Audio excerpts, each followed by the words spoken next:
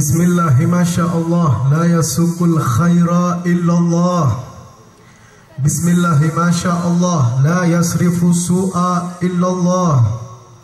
Bismillahi masyaallah ma kana min ni'matin faminallah. Bismillahi masyaallah la haula wala quwwata illa billah. Alhamdulillah wassalatu wassalamu ala rasulillah Sayyidina Muhammadin ibni Abdillah wa ala alihi wa sahbihi wa man wala. Amma ba'du, rabbi shrah li sadri wa yassir li amri wahlul uqdatam min lisani yafqahu qawli. Amin ya rabbal alamin. Yang saya muliakan para alim, para ulama, para habaib, para tuan-tuan guru, khususnya Kiai Haji Gus Abdul Rahim, khususnya Al Habib Abdurrahman Barakbah, khususnya Kiai Haji Abdul Qadir Syadili, dan seluruh para habaib, para tuan-tuan guru yang tidak dapat saya sebutkan satu persatu tanpa mengurangi daripada rasa hormat kami kepada panjenengan sedoyo. Hadirin wal hadirat Majlis Maulid wa Ta'lim Riyadul Jannah, mudah-mudahan kita semua yang hadir istiqomah di majlis ini kelak mendapatkan balasan yang sesungguhnya, yaitu syafaat Rasulullah sallallahu alaihi wasallam.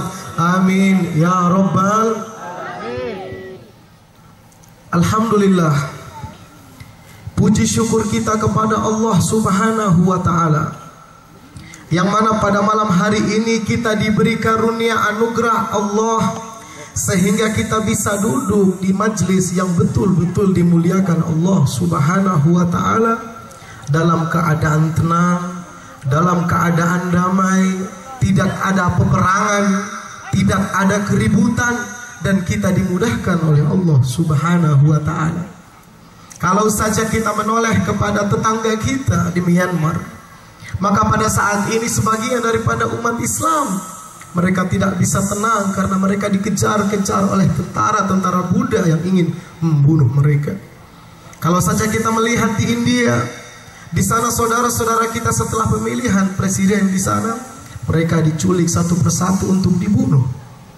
Apabila kita melihat lagi saudara-saudara kita di Somalia, saudara-saudara kita yang saat ini ada di Ukraina, saudara-saudara kita apalagi yang ada di Palestina dan Suriah, maka mereka tidak bisa duduk seperti kita, mereka tidak bisa hadir seperti kita tenang. Mereka setiap harinya mendengar bombardir dan suara tembakan. Oleh karena itu, rugi umat Nabi Muhammad yang berada di Indonesia apabila dalam keadaan seperti ini mereka tidak menoleh mau datang kepada majelis-majelis yang dimuliakan Allah subhanahu wa ta'ala, sebagaimana halnya majelis Riyadul Jannah. Hadirin yang dimuliakan Allah subhanahu wa ta'ala, setiap perkumpulan yang ada di dunia ini, maka perkumpulan seperti inilah yang mampu menarik rahmat Allah subhanahu wa ta'ala. Tadi saya berangkat dari Joyo Grand, di sepanjang jalan saya lihat banyak sekali perkumpulan. Anak-anak muda lagi duduk di pinggir jalan, remaja-remaja duduk di kafe-kafe, anak-anak muda semuanya lagi asik duduk menonton televisi pertandingan sepak bola. Namun alhamdulillah, betapa bahagianya ketika pada saat ini kita melihat banyak anak muda yang mau hadir, menyisihkan waktunya untuk menyebut nama Allah, untuk memuji Rasulullah sallallahu alaihi wasallam. Sungguh di zaman ini sangat sedikit pemuda-pemuda yang perhatian dengan majelis Rasulullah sallallahu alaihi wasallam.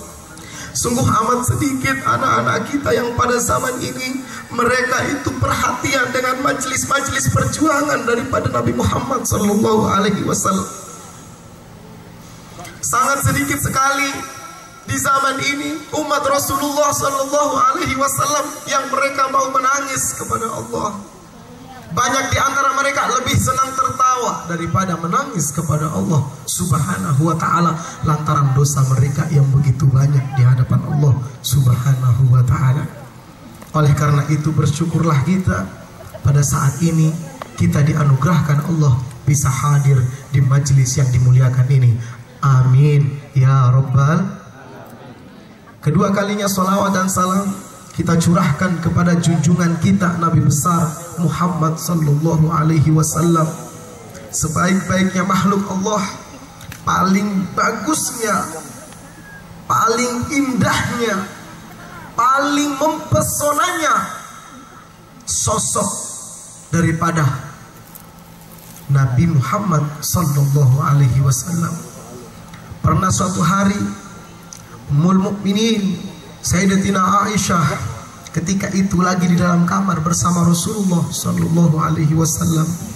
Kemudian ia memandang wajah suaminya yang begitu mempesona, tampan dan luar biasa. Kemudian Ummul Mukminin Sayyidatina Aisyah ketika itu karena melihat ketampanan, keelokan daripada Rasulullah Sallallahu Alaihi Wasallam, maka semakin menggebu-gebu rasa cintanya kepada Nabi Muhammad Sallallahu Alaihi Wasallam. Hingga kemudian Sayyidatina Aisyah beliau mengambil satu syair daripada jahiliyah, kemudian ia bacakan di hadapan Rasulullah, yang mana syair itu dikarang oleh orang-orang terdahulu yang isinya memuji sosok-sosok yang begitu menyenangkan, yang begitu membuat hati menjadi cinta kepada mereka, dibaca oleh Sayyidatina Aisyah di hadapan Rasulullah sebagai ungkapan kagum serta cintanya kepada Nabi Muhammad Sallallahu Alaihi Wasallam. Ketika Rasulullah mendengar syair yang dibaca oleh Sayyidatina Aisyah radhiyallahu anha, kemudian Rasulullah Sallallahu Alaihi Wasallam mendekatinya, kemudian ia cium kening istrinya tersebut sebagai rasa cinta pula kepada istrinya tadi. Hadirin yang dimuliakan Allah Subhanahu wa Ta'ala, pada saat ini pun kita sama, kita memuji Rasulullah, kita tidak mengarang sholawat tersebut. Yang mengarang sholawat adalah ulama-ulama kita terdahulu. Mereka membuat untuk memuji Rasulullah, dan kita baca pada saat ini sebagai ungkapan cinta pula kita kepada Nabi Muhammad Sallallahu Alaihi Wasallam. Kalau saja kita tidak bisa mendapat kecupan dari Rasulullah yang mulia, maka paling tidak kelak kita mendapatkan syafaat Rasulullah Sallallahu Alaihi Wasallam kelak di yaumul qiyamah.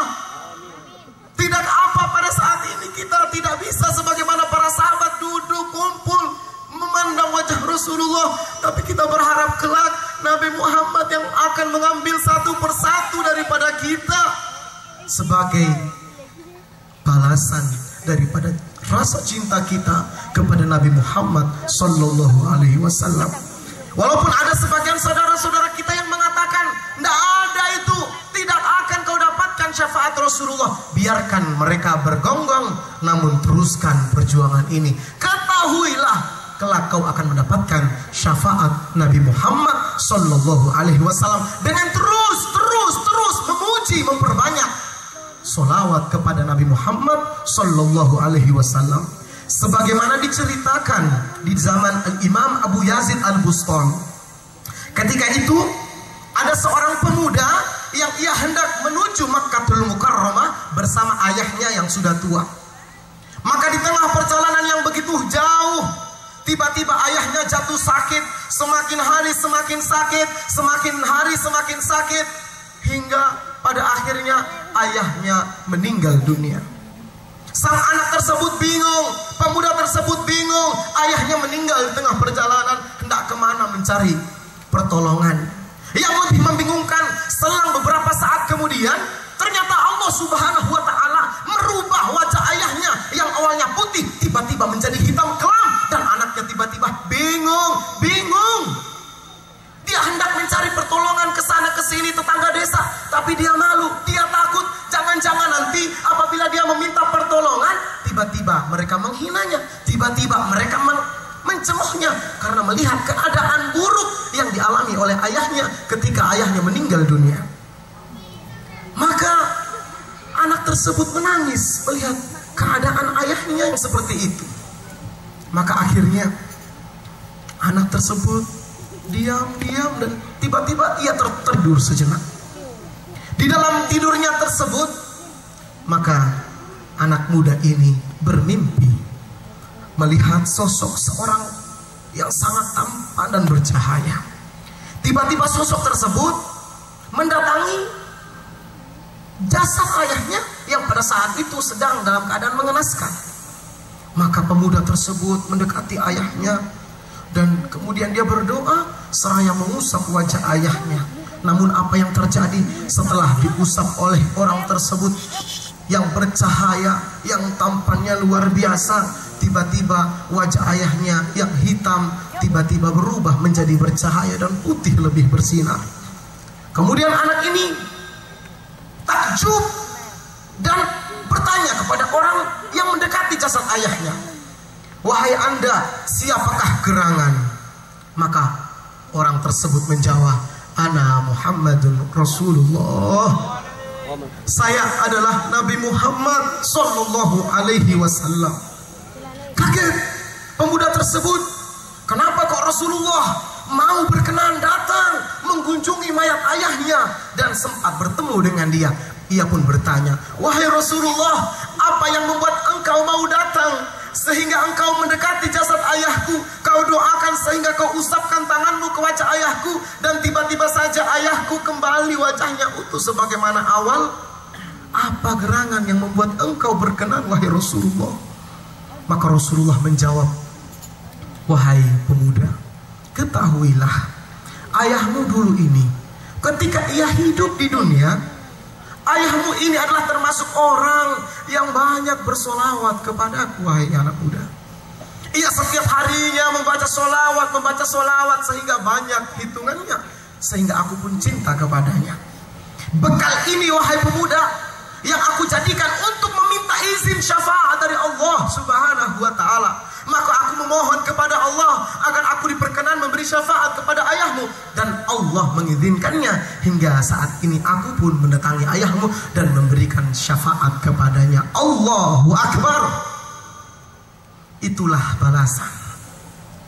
Belum di akhirat ini, belum. Ini baru di dunia.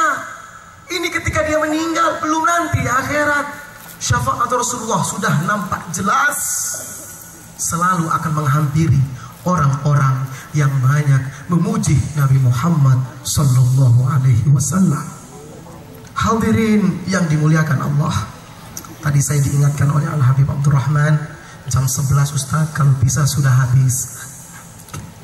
No problem ya, kebetulan saya juga baru datang dari Surabaya, kemudian ditelepon sama panitia tadi sore. Saya kaget juga, saya iakan aja walaupun besok saya mau ke Yogyakarta ya, tapi saya bilang ini saya kenal Gus Rohim dan ini pertama kali saya ke Turen. Selama 10 tahun saya ada di Malang, baru alhamdulillah kali ini saya ke Turen. Saya datang dari Nusa Tenggara Timur, Pulau Sumba, Pulau Berkuda. Oleh karena itu saya mohon maaf ibu-ibu, bapak-bapak, sehingga saya ini tidak bisa berbahasa Jawa dengan baik. Saya takut kalau ngomong bahasa Jawa tiba-tiba keliru, turun dari panggung saya ditegur sama jenengan sedoyo. Oleh karena itu saya tidak berani. Dan terakhir sebelum saya akhiri, saya ingin mengingatkan, baru-baru ini kita sama-sama membaca dan melihat media-media televisi memberitakan bahwasanya di kota 50 Sumatera Barat terjadi arisan seks yang dilakukan oleh anak-anak SMP. Kemudian belum itu ada lagi kasus yang luar biasa, yaitu di Tangerang Selatan. Seorang anak muda, gara-gara dia cerai dengan istrinya, kemudian dia pulang ke rumah ibunya, dia paksa ibunya untuk minum Baygon cair. Dua-duanya minum sama-sama. Kemudian apa yang terjadi? Anaknya selamat, ibunya yang mati. Apa yang terjadi dengan akhlak umat Nabi Muhammad saat ini? Apa yang sedang terjadi dengan remaja-remaja kita, anak-anak muda kita? Baru-baru saja di Malang ini juga terjadi. Seorang guru mencabuli muridnya sendiri. Na'udzubillahi min. Oleh karena itu saya ingatkan, majelis yang bisa menolong kita adalah majelis seperti ini. Ini benteng terakhir kita kalau kita mau selamat dari ancaman kemunafikan zaman ini. Kita ini diserang dari kanan, dari kiri, atas bawah, kita diserang oleh musuh-musuh umat Islam. Oleh karena itu saya ingatkan lagi, jangan takut anak-anak Anda walaupun masih SD datang duduk di majelis sampai jam 12 malam. Jangan takut.